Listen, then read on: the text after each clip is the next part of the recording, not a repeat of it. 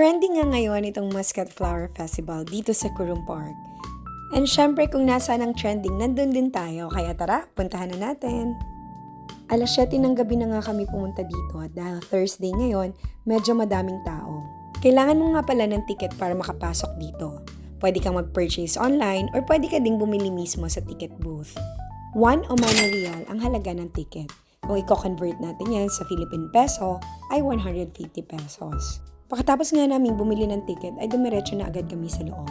Dito ay bumungad agad ang napakaraming bulaklak.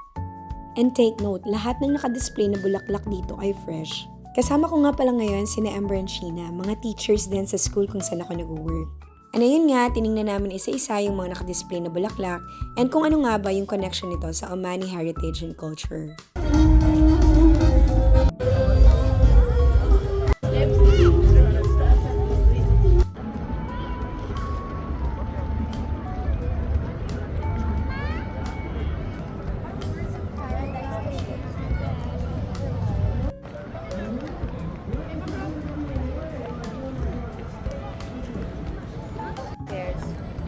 Royal Hospitality. Ano gagawin dyan? Parang function ng Chino. Nilamok ko. Nilamok na yung ano.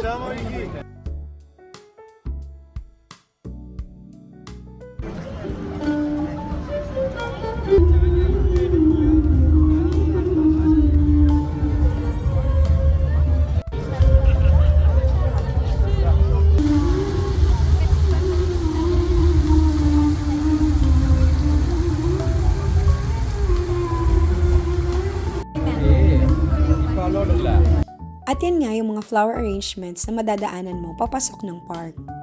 Aside from the flower exhibit, madami din pala silang mga activities katulad nito.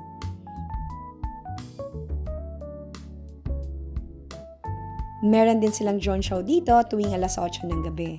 At habang papunta nga kami sa drone show, ay ito yung nakita namin. Ayan na, galing. Hala ka. Oh!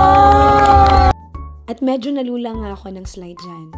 After nyan ay dumiretso na kami sa food court para kumain at manood ng drone show.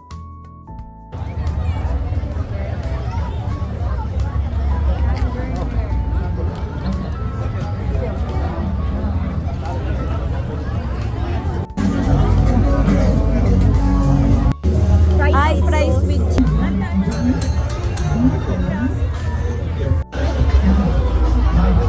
Dito pala sa food court ay may open mic and sakto nga at may naabutan pa kaming Pilipino kumakanta dito.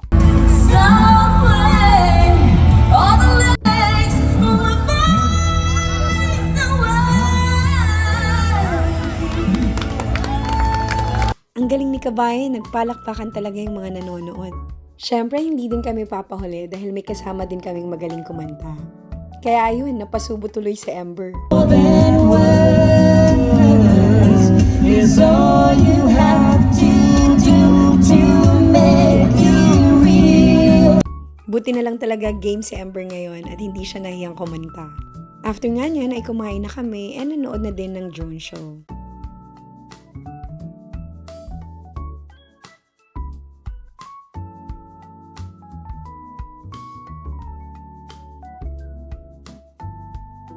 After naman ng drone show ay nanood kami ng mga live dance performances.